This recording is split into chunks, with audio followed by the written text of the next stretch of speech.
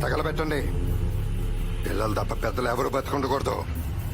వాళ్ళతో పాటు అనాథ పిల్లలు కూడా చనిపోయారని నమ్మించేలా చేయండి. వెళ్ళండి.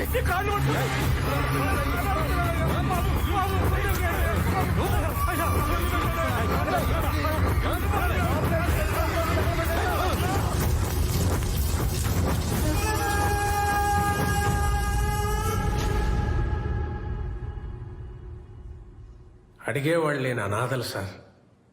దిక్కులేని వాడికి దేవుడే దిక్కంటారు. ఆ దేవుడు వదిలేసిన కోర్టు వదలకూడదు సార్.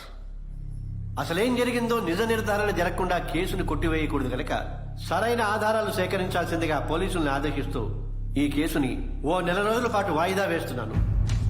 1 రోజులు వాయిదా అంటే మనకిది మంచి అవకాశం రా. ఈ లోపు నేను ఎలాగన్నా సాక్ష్యాలను పట్టుకొని తీరతాను. పట్టరాని పట్టు పట్టి